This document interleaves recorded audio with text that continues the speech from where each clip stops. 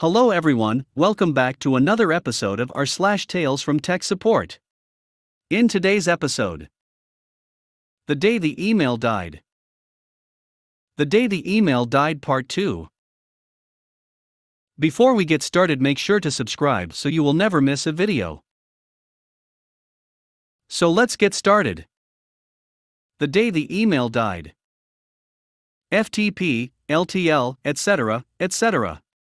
I hope the formatting works out okay. This incident occurred a long while ago, while I was working for a SaaS company, web-hosted customer tracking software with the goal of helping our clients' sales reps make all the sales. My team was a weird hybrid of Tier 3 support, DevOps Lite, Junior DBA, and General IT. If there's a problem that no one knows how to solve, or wants to solve, with any aspect of the product, then it comes to us, even if it's not something that we are supposed to deal with. Definitions. $me supervisor for my team. Since our department didn't have a manager and I knew more than the other supervisor, I also got to fill the manager's shoes from time to time.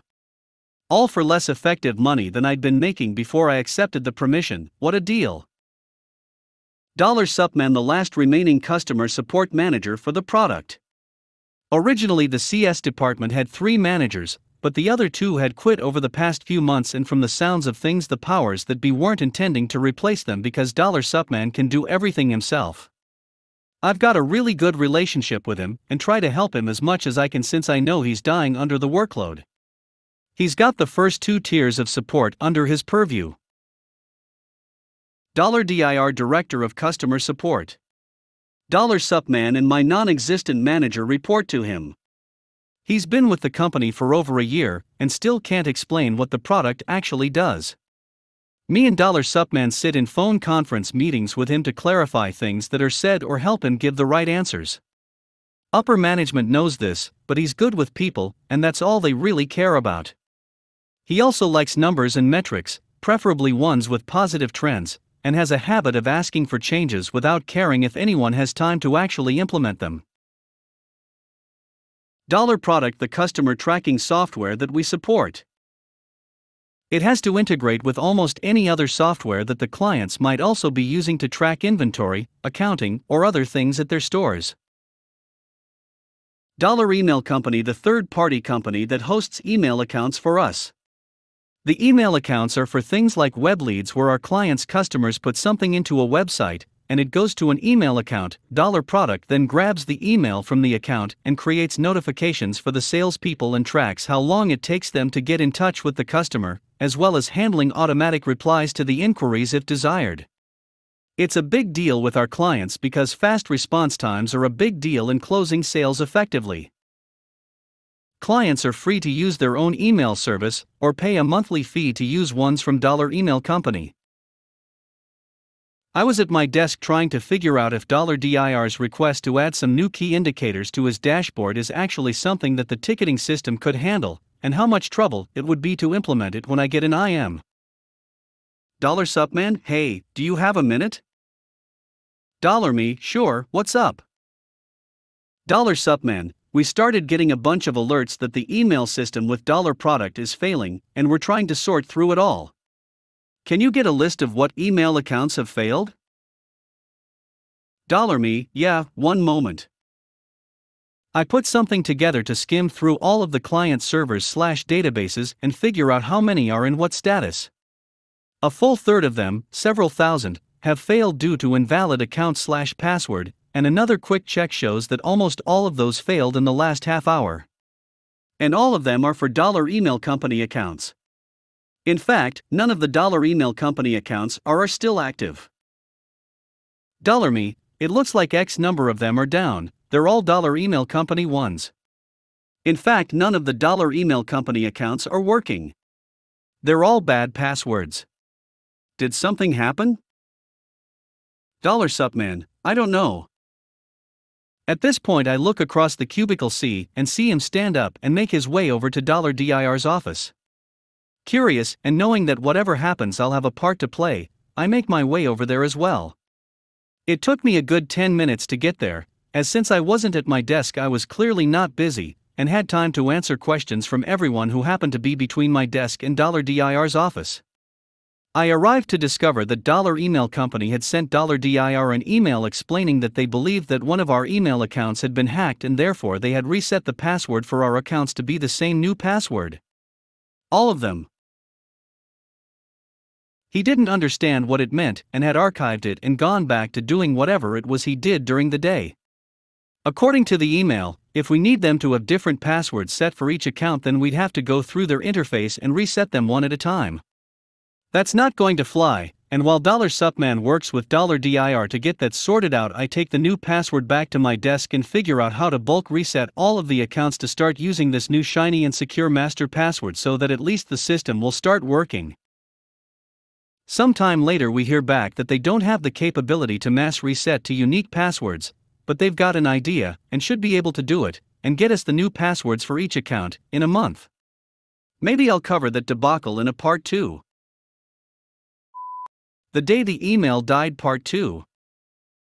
This is the second and concluding part of my dealings with $email company and password resets. Part 1 here. Definitions. $sup rep, the customer support representative dedicated to fixing all $product problems that are email account related. He's been nominated the central point of contact for all communications related to fixing $email company's password situation. $T3000, one of the guys in my department. He's been around forever and knows just about everything regarding $product.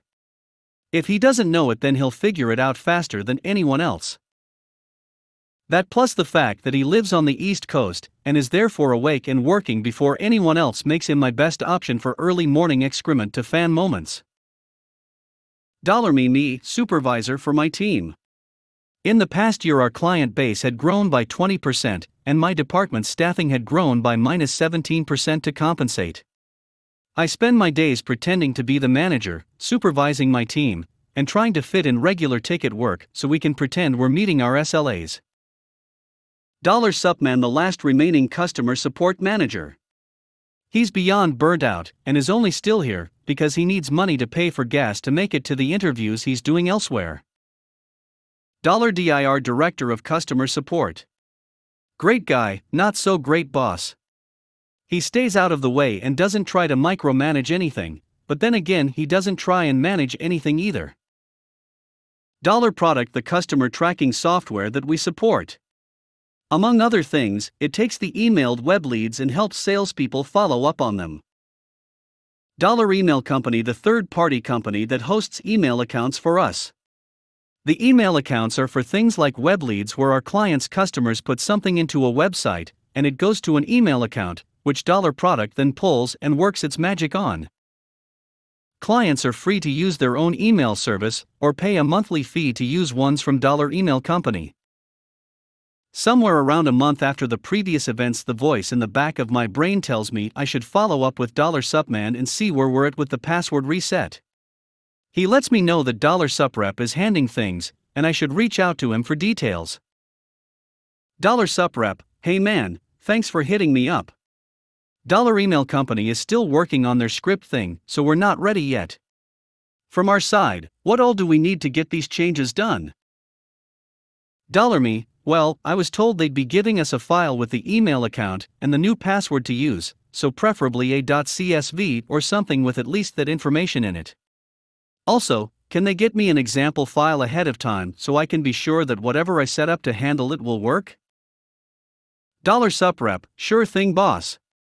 I'll let you know when I have more information. My part done, I settle in to wait.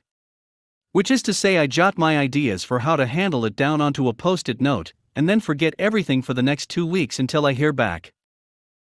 $Sup rep, hey man, email company says that they have their script ready to go.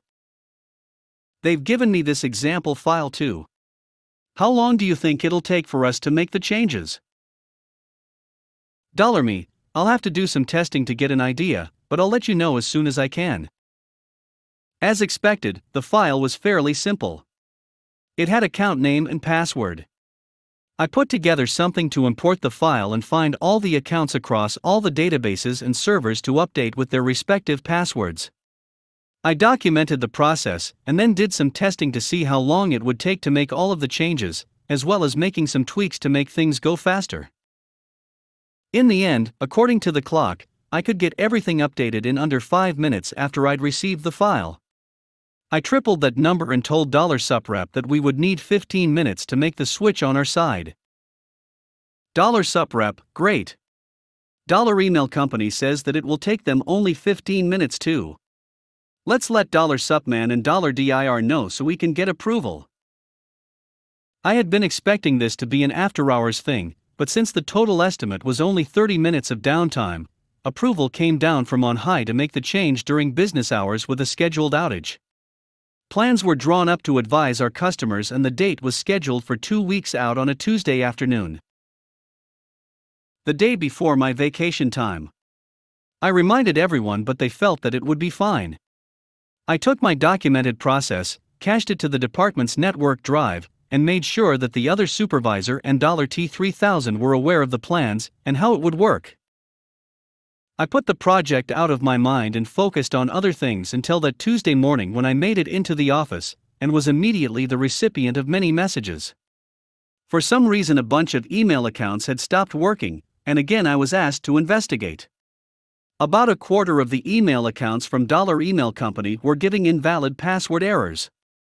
Every few minutes another handful would join in. It was odd, it almost looked like Email Company had started resetting passwords ahead of schedule. And it was taking much longer than the promised 15 minutes. In fact, the first occurrence started several hours ago. Early last night. I reached out to $suprep and $supman immediately. $me, hey guys, it looks like Email Company started resetting the passwords early? Do you know what's going on? $supman. Seriously? $suprep, I'm calling them right now. $suprep, okay, yeah, it sounds like one of their evening support guys saw the ticket to make the change today and decided to handle it without paying attention to the notes stating explicitly what time it needed to happen. Also, apparently the batch script that they'd written to do it crashed, so they had to restart it, and it's taking a really long time for it to finish, but they can get us the partial log of the results, and we can keep updating them as it goes. Does that work? $supman, do it. We need to get this stuff working again ASAP. I'll get with $dir and we'll figure out how we're going to handle this. After a few minutes, $suprep gets me a file with about half as many accounts and passwords as we have errors at the moment, but at least it's something. I run my process and get what accounts I can up and running again. 15 minutes later, $suprep gets me another file. It's the same one, but with a few hundred more records. I run the process again, and we continue to repeat the cycle through the morning. Word comes down that we're going to just bite the bullet and take incremental outages as accounts are reset rather than the short outage window, rather than have them just bulk reset the passwords to the same one like they had before. It's the afternoon of a long day when I realize something. Accounts that are in the list I'm getting are starting to fail due to invalid password again. I look at the clock, it's about half an hour after we were supposed to start. $me, hey guys, it looks like the passwords that we are getting from them in this list aren't working anymore, can you see what's up? $supman, I'm gonna kill someone. $suprep, not me please, winky face. Yeah, I'll call them again. $suprep, okay, so the guy who was supposed to run the script for us today saw that it was time to run it and started it without looking at the ticket to see what was going on. $supman, wait, what? $suprep, yeah. Apparently the batch script they're using doesn't necessarily handle things in the same order either, so at this point they aren't sure what passwords are good anymore. They're killing both instances and are going to have to start a new one. Also, the guy who was getting me the incremental log files apparently just went home, and the one who is in charge of running the process now doesn't know how to get me the in-progress stuff, so he can't give me a file until it's finished. $me. $supman. $suprep, also, I'm almost at my hours for the day, am I cleared for overtime? $supman. For now. I get the end results of all 3 of the aborted attempts and work something out to try all of the passwords to see if any of them work, to keep them working for as long as possible while $Supman and $dir figure out our next move. The decision comes from on high. Screw it, we wait for this, hopefully, last attempt to reset things to go through. I compose an email to $T3000 detailing everything, and where we are at, and then send him a text as he's long since done for the day to let him know he's going to be taking the baton when he clocks in for work in the morning if anything still needs to happen. He agrees. My estimates, based on how fast the attempt running during the day, put the finish time for their batch script around 10 p.m. With that and the blessing of $Supman and $dir, I head home and wait. It's just before midnight when I get a call from $Supman. I'm invited to a video conference call with him, $dir, a few other managers and the CTO. We watch as CTO calls $email company support on speakerphone and discusses the situation with the poor senior support rep who is left tending the shop.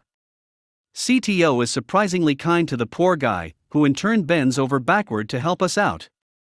We finally get the finished file at 1:30 a.m. I upload it and make the changes. There are still a couple hundred or so accounts that are giving bad password errors. I compile that list and send it to the email company support rep, who promises to go through and manually reset the passwords for us, then provide us the list. CTO agrees, and we end the calls. I compose one last email to T3000 to advise him of the current situation, and that he will need to run the process to update the last failing accounts. If he has any questions, I should have cell reception for the first part of the day. I call him just before I lose coverage to make sure everything is working again. Things are good.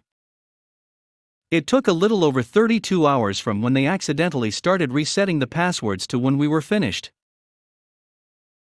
The 2 incidents combined cost the company a few $100,000 both in time and in credits and reimbursements paid out to our customers. I was told that we would be re-examining the relationship we had with email company. They made some big concessions and promises. We were by far their largest customer, and so nothing came of it until after I'd left the company, and they had another problem of similar scope.